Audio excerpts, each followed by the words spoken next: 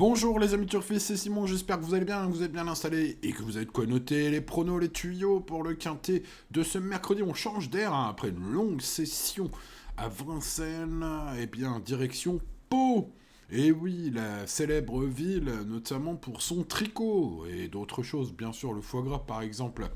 Bon, avec les sauteurs, aujourd'hui nous avons 16 partants. Eh bien, écoutez, procédons avec l'étude de ces chevaux. Vous voyez, cote, note, genre, âge, valeur, poids porté, jockey, entraîneur, performance, nom du cheval, les petites œillères ou pas. Les numéros, quand même, oui, pas se tromper. Bon, il y a de quoi faire dans cette étude. Les amis, il y a du grain à moudre en tout cas. Hein. Je vais essayer peut-être d'être un peu concis quand même, parce que sinon, je vais en parler pendant trois quarts d'heure. Premier fait important, vous le voyez, je pense, les notes que j'ai accordées aux chevaux, bah oui, ils ont tous au moins la moyenne. Donc, bah voilà, c'est très serré. Donc, bah, ça nous indique une épreuve très ouverte. On va pouvoir spéculer, c'est sympa. C'est l'avantage. Bon, l'inconvénient, c'est que c'est dur. Voilà, ça marche tout de go, ces histoires-là.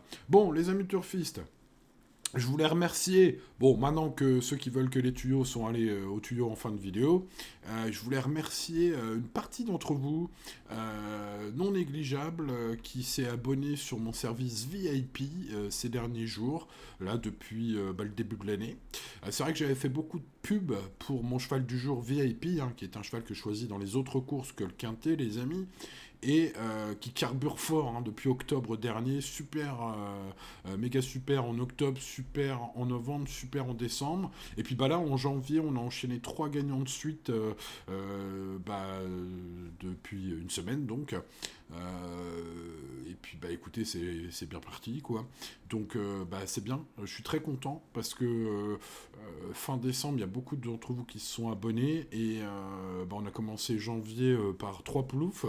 Donc bah voilà, j'étais un petit peu comme ça dans mes petits souliers. Donc bah, les trois gagnants de suite pour le cheval VIP.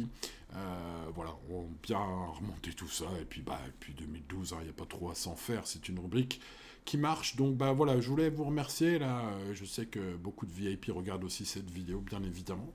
Et donc je m'adresse à tout le monde dans cette vidéo. Mais aujourd'hui, je voulais bien sûr leur faire un petit big up et un merci, puisque bah évidemment, sans service VIP, un tel site internet, une telle chaîne YouTube ne peut pas exister, les amis turfistes, pour la simple et bonne raison que ça coûte beaucoup d'argent de faire tout ça, beaucoup de temps, beaucoup d'argent, et notamment ces derniers temps avec la hausse de tous les prix hein, pour ce qui est, que ce soit les logiciels, que ce soit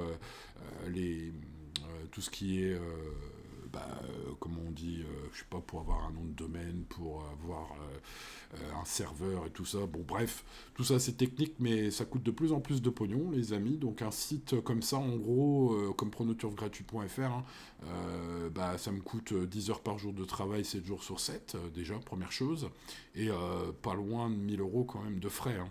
Donc bah évidemment, je ferais pas tout ça si au moins je récupérerais pas mes sous. Vous voyez ce que je veux dire? C'est quand même un peu la base d'un travail, c'est quand même d'être bénéficiaire en fin de mois. Je sais pas quel travail vous faites, mais si en fin de mois on vous demande des sous pour le travail que vous avez fait, c'est pas voilà, ça peut pas durer très longtemps tout ça. Donc voilà, c'est grâce au VIP depuis 2012 hein, que pronoturfgratuit.fr existe et propose toujours, malgré tout, contre vents et marées, sans sponsor, les amis, vous le voyez sur le site, hein, je parle sur mon site, pas de pub. Bon, sur YouTube, c'est pas moi qui décide, hein, c'est YouTube.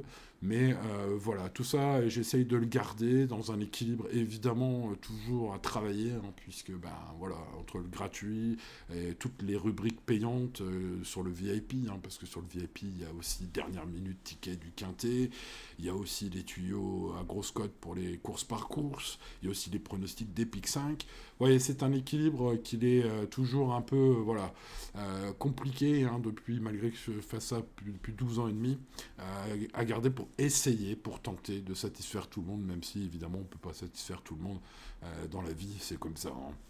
Bon voilà, bon bah cette parenthèse était assez large, je vais donc essayer d'accélérer un peu pour reparler de ce qui nous intéresse dans cette vidéo particulièrement, c'est-à-dire les 16 partants du quintet de ce mercredi à Pau. Miralago le numéro 1, super cheval, super chargé, avec 72 kilos. Alors il a eu une petite remise de poids suite à son ultime sortie, qui n'était pas forcément terrible, même si le classement semble bon. Voilà, 1 kilo de moins. Voilà, il aurait pu porter 73, il ne porte que 72 aujourd'hui. Bon, vu ce qu'il fait de bien, on peut pas l'interdire, mais ça me paraît vraiment compliqué pour les toutes premières places en tout cas. Le numéro 2, Caligram, aura les bouchons, un bonnet, les œillères pour la première fois. Aujourd'hui, on tente le tout pour le tout chez Daniel Amélé pour essayer de faire au mieux. Alors, une surprise vraiment pas impossible, ce numéro 2, hein, avec les Australiennes. Donc aujourd'hui, ça passe ou ça casse pour ce cheval, hein. Voilà, si vous cherchez un outsider de qualité et adepte des pistes lourdes, c'est pas impossible en tout cas. De temps en temps, il lâche prise en fin de course, hein, notamment sur les steeples. Bah voilà, peut-être que l'équipement, hein, je rappelle, un bouchon bonnet australienne aujourd'hui, pour tenter d'amener le petit plus dans la phase finale qui ferait la différence avec ce jeune cheval de 6 ans, entre guillemets jeune. Bien sûr, on est sur les chevaux d'âge aujourd'hui, sur le steep sur 4000 mètres, hein, ça va pas rigoler du tout, hein. Bon, ce 2, pas impossible, hein, si vous cherchez un coup de poker. Le numéro 3, Galox, c'est le gagnant de ce prix Auguste de Castelbajac. L'année dernière, ah oui, bah cette année, je ne sais pas, évidemment. Mais l'année dernière, en tout cas, il l'a gagné à 17 contre 1. Bon, il est un peu plus chargé cette année. Bon, il est plus trop bien placé au poids, du coup, avec évidemment cette surcharge, hein, qu'il se paye depuis. Bon, par contre, il adore les terrains lourds. Donc, c'est son jardin à Pau. Donc, bah voilà, il y a des raisons quand même de défendre son titre, hein, avec ce numéro 3. Il peut le défendre, peut-être. Le numéro 4, Dr Kaleo, celui-là j'aime bien aussi, hein. Il est descendu au poids, il retrouve les œillères, sa dernière course c'était pas mal. Bon, on est sur un cheval qui a été jugé digne de participer au Grand Steeplechase de Paris l'année dernière.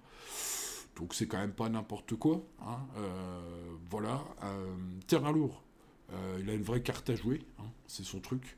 Bon, bah il y a quand même pas mal d'atouts, ce numéro 4. Passons au numéro 5, Écoute en tête, qui est en pleine forme, comme son dernier succès sur le parcours du jour l'a montré. En plus, bah, il est bien placé au poids, je trouve. Il adore le terrain lourd, c'est chouette, hein, parce qu'on va être sur un terrain lourd à Pau ce mercredi, normalement. Franchement, c'est une bonne base, voilà, je pense. Sauf incident, il devrait faire l'arrivée, ou en tout cas batailler pour y être. Je le vois confirmer sa dernière course, ce numéro 5, Écoute en tête, qui est un cheval par ailleurs extrêmement régulier. Passons au numéro 6, Guéluron, qui est en forme. Il reste sur une belle victoire en épatant la Galerie à Moulin. Mais attention à la pénalité, hein, ce qui lui complique la tâche. Montée de catégorie en plus pour ce cheval. Ceci dit, il est bien en lourd. Ouais, pas si bien que ça, je pense. Ouais, voilà, Nico de la Jeunesse pense que ça l'avantage, le terrain lourd. Bon, moi j'ai relevé qu'il n'avait pas pris de podium en 4 courses disputant en terrain lourd ou très lourd. Donc voilà, des informations contradictoires, mais c'est le principe, hein, du journalisme, les amis. Donc voilà, à vous de trier le grain de livret. Bon, moi je vais pas en faire grand 4, ce 6, c'est peut-être une erreur. Passons au numéro 7, Grand Clermont. Ce cheval-là, c'est une carrière solide, il vient de bien courir à Hauteuil, il va se plaire sur le parcours de Pau, selon Laurent Viel, son coach, qui compte sur lui. Bon, bah écoutez, voilà, il est chaud. S'il pleut que le terrain est lourd, c'est pas plus mal pour lui. Voilà, pas de marge au poids. Bah, il peut finir dans les 5 premiers comme beaucoup, hein, ce numéro 7, les amis, hein. Allez, regret, on va dire. Le numéro 8, Inside Montlieu. Super cheval celui-là, c'est un très très bon cheval. Sur la montante depuis quelques temps, il vient de s'imposer ici dans une épreuve similaire, hein.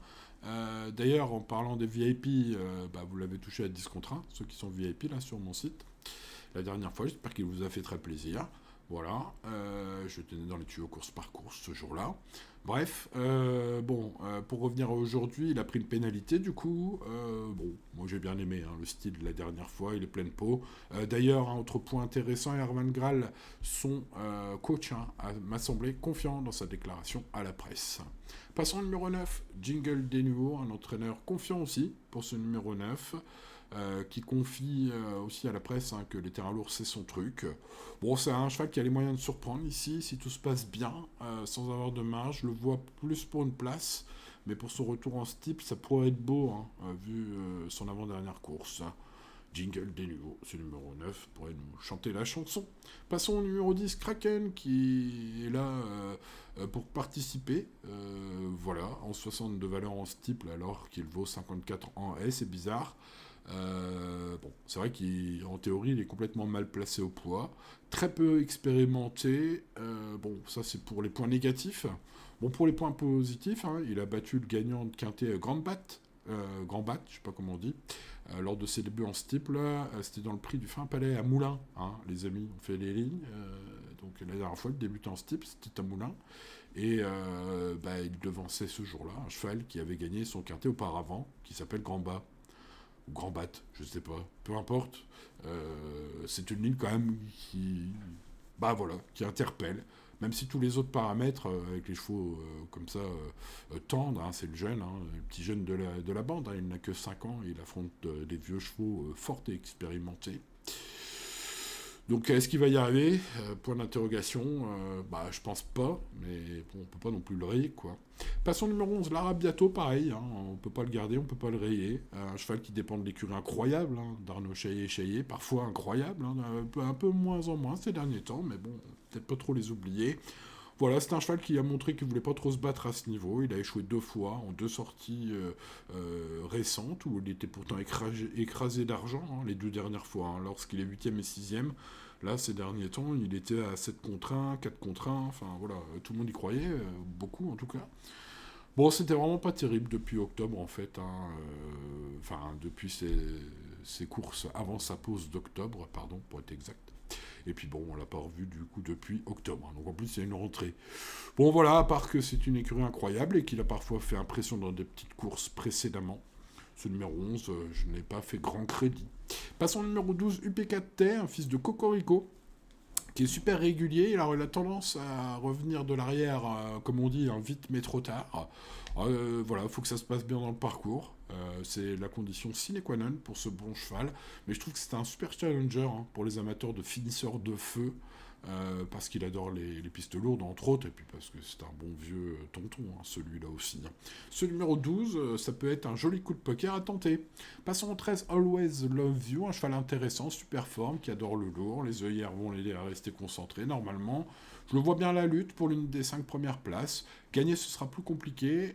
Il est en quête de revanche sur Écoute en tête, le numéro 5. Bon, pas impossible non plus, ce numéro 13, qu'il puisse prendre sa revanche sur le numéro 5. Hein. Il fait partie des bonnes chances au final. Hein. Le numéro 14 aussi, Joue contre Joue, c'est une bonne jument qui a couru dans des groupes. Sa dernière course était sage. Hein. Derrière Always Love You et Écoute en tête, le 13 et le 5. Donc une ligne perdante certes, mais c'était une course cool, hein, selon son entourage, Hugo Meriem. D'ailleurs, qu'il l'avoue, voilà, il m'a semblé très confiant pour un rachat ici, hein, vu le petit poids. Moi aussi, j'aime bien cette fille de Pastorius qui peut inverser la tendance. Ça peut être la surprise du chef, ce 14. Le numéro 15, Galop du Large, est meilleur sur terrain lourd, mais il reste un cran en dessous des favoris ici, je pense. Voilà, il va tenter d'accrocher une place comme beaucoup. C'est loin d'être un cheval solide, enfin une base solide en tout cas, mais elle est régulièrement battue. Hein, en fait, elle est souvent 6, 7e, 8e à ce niveau. Voilà, alors s'il peut être 6e, il peut être 5e, s'il peut être 5e, il peut être 4e, enfin voilà, après tu connais. Hein. Bon, voilà, le 15, Galop du Large, on le met dans tous les chevaux qui peuvent prendre une place. Hein. Ils sont très nombreux. Hein. Il peut même tous prendre une place en fait. Hein. Bon, voilà, c'est très ouvert finalement ce quintet. Uric des Obos, le 16. Allez, c'est le moins chargé, peut-être pas le moins bon, il est assez régulier. Quelques bonnes performances, mais ce sont des places. C'est un cheval qui n'a pas passé le poteau en tête depuis le 15 mai 2021. Oui, oui. Oui, vous êtes bien sur le pronostic pour une course en janvier 2025, là, pour ce mercredi 7 janvier 2025, mais je vous parle d'une course en mai 2021 pour ce Uric des Obos. Ça fait 27 fois qu'il retente sa chance depuis, il n'a toujours pas regagné. Bon voilà, distance un peu limite, clos relevé, non, voilà, il s'est sauté, il s'est galopé, donc voilà, on peut pas le rayer non plus, hein, puisqu'il est quand même très régulièrement aux places, ce numéro 16, mais je le dis, là, mai 2021, les amis, ça fait 3 ans et demi qu'il n'a pas gagné, hein, ce cheval. Donc, je ne le retiendrai pas. Voilà, bon, on a vu tous les partants, les amis, passons au prono. En base, Écoute en tête, hein, je rappelle que ce steeplechase sur 4000 mètres devrait se dérouler en terrain lourd, eh bien ce sera très bien pour lui. Il adore ça, il est bien placé au poids, franchement c'est une bonne base. je pense. Son dernier succès sur le parcours l'a montré en forme, hein, ce fils de Balingari âgé de 11 ans, il sait lire et écrire. Voilà, à Johnny Charon de bien faire en selle, mais c'est un cheval très régulier, 71% de réussite dans sa carrière complète, hein. Dans les 5 premiers, c'est de toute beauté, les amis. 6 victoires, 16 places dans les 3, donc ça nous fait un taux de réussite 56% de tête, hein, comme ça, de mémoire, sur le podium. Pas du tout, hein, j'ai mes fiches, les amis, vous vous doutez bien. Mais voilà, donc tout ça pour dire que ce 5 est mon cheval préféré. Voilà, hein. Bon, passons au numéro 8, Inside Monliu. Ce numéro 8, qui pour moi est un bon favori. Alors, j'ai remarqué dans la presse que c'était pas forcément un cheval très donné.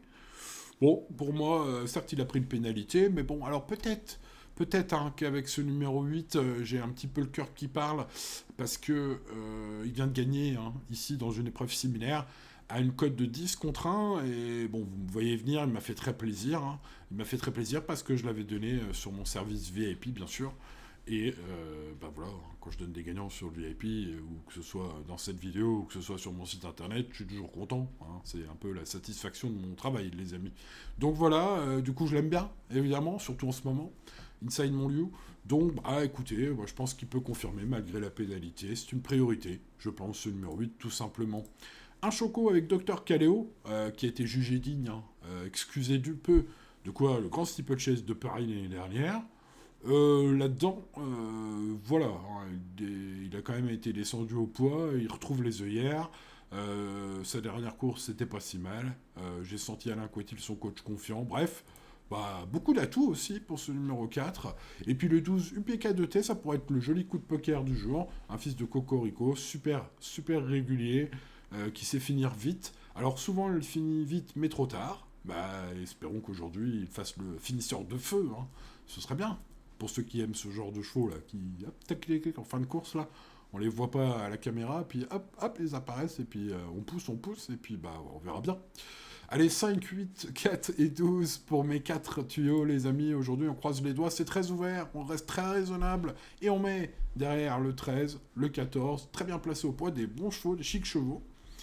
Et puis le 3 et le 9 aussi, et puis le 2, et puis il y a beaucoup de chevaux possibles hein, aujourd'hui, hein. Voilà, on reste raisonnable, on joue en champ réduit, pour que ça coûte pas trop cher, hein, les amis.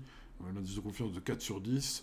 On regarde s'il y a des belles cotes là-dedans, hein, notamment dans mes préférés. J'espère que ma base en or vous a fait très, très, très plaisir, les amis turfistes, ces derniers temps. Oui, oui, oui, je veux parler de dimanche, évidemment, avec mon gagnant 26 contre 1 à Vincennes. Base en or, paf, 26 contre 1. Ouais, c'était beau ça, hein. J'espère que vous n'avez pas manqué. Bref, allez, c'est dit, les amis. Bah, je crois que j'ai à peu près tout dit ce que je voulais vous dire. Bah non, j'ai oublié, les amis. N'oubliez pas le petit pouce, de vous abonner, d'activer la cloche. Merci à vous. Allez, bonne chance et à demain pour de nouvelles aventures. Ciao, ciao.